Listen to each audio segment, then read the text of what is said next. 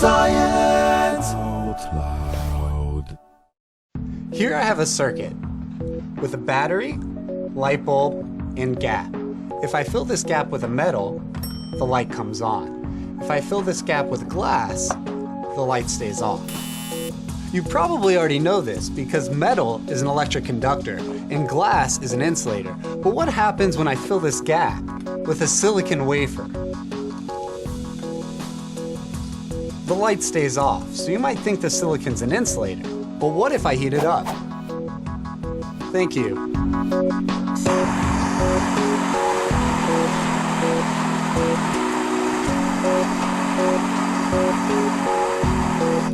It lights up. The silicon is insulating at room temperature but conducts electricity when it's very hot. It's a semiconductor whose conductivity changes based on the environment.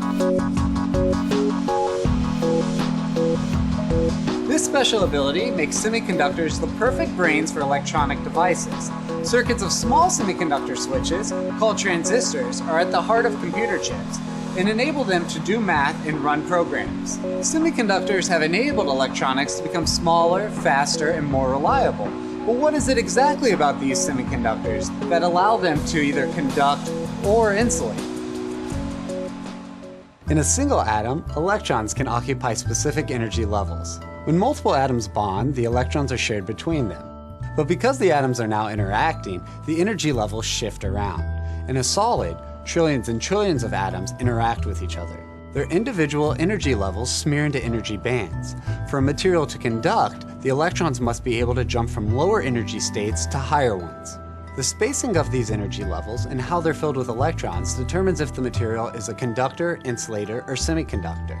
If there's a huge gap between the lower energy levels and the higher ones, it's hard for electrons to jump to the higher ones, so current can't flow, and it's an insulator like this glass. Metals have no gap at all. Electrons can move to the higher energy levels with no problem. Current can flow. Semiconductors fall somewhere in the middle. They have a medium-sized band gap.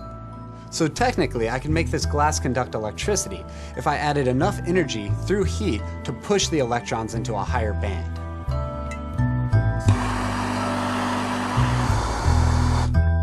But that amount of heat would either melt or break the glass before it actually conducts. This is true of most insulators. The amount of energy needed to make them conduct is just too high. But in a semiconductor, the band gap is small enough that electrons can jump into the higher energy band so that current can flow. The amount of heat we apply determines how many electrons jump into the higher band and how much current flows. And heat isn't the only way to change the conductivity in a semiconductor. We can also use light, electric currents, and in a computer, electric fields. As I've said, computers are made up of semiconductor switches called transistors that switch between conducting and insulating. Computers use electric fields because heat is slow and would burn too much energy. We can turn this wafer into a computer chip by printing a circuit of transistors on it using a process called photolithography. Here, in the photo room, we cover the wafer with a light-sensitive material and expose it to light that we shine through a patterned mask. Then, we develop the wafer, like film in photography, which leaves behind a pattern that becomes the circuit. Printing the transistors at once lets you make circuits that are smaller and cheaper than if you built them from individual parts. Transistors make up the logic elements, the memory components, and the communication modules that let computers talk to each other. With semiconductors, you can cheaply add transistors to almost any device you can think of, from spaceships to servers to maybe even your toaster.